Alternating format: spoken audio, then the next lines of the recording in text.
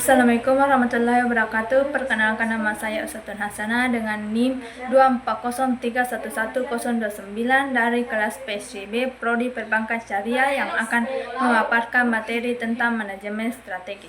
Apa itu manajemen strategi? Manajemen strategi adalah seni sekaligus ilmu dalam merumuskan, melaksanakan, dan mengevaluasi keputusan yang berhubungan dengan berbagai fungsi organisasi dengan tujuan agar perusahaan dapat mencapai sasaran jangka panjangnya.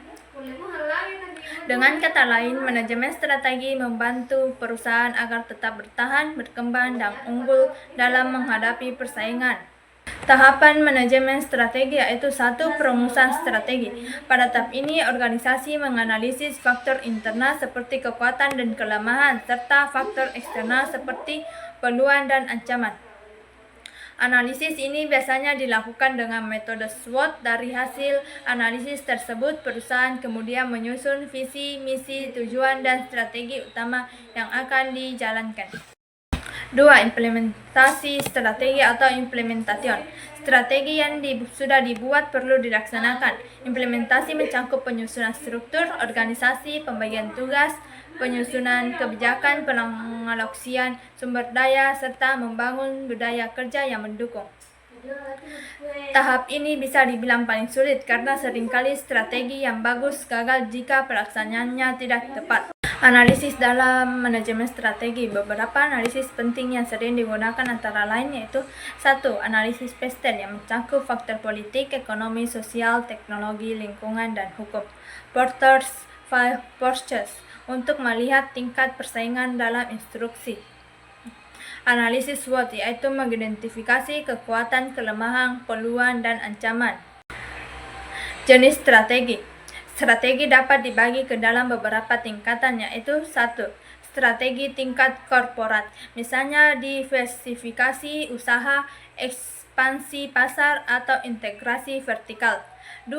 Strategi tingkat bisnis, misalnya diferensiasi produk, kepemimpinan, biaya, dan atau pada segmen tertentu.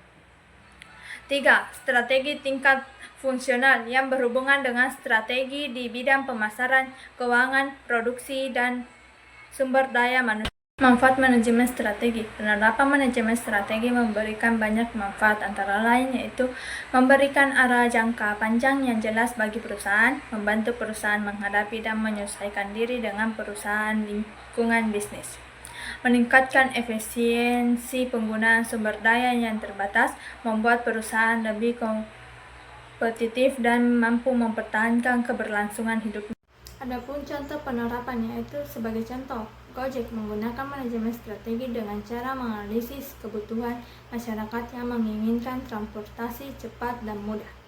Dari sana mereka merumuskan strategi dengan menghadirkan aplikasi transportasi online.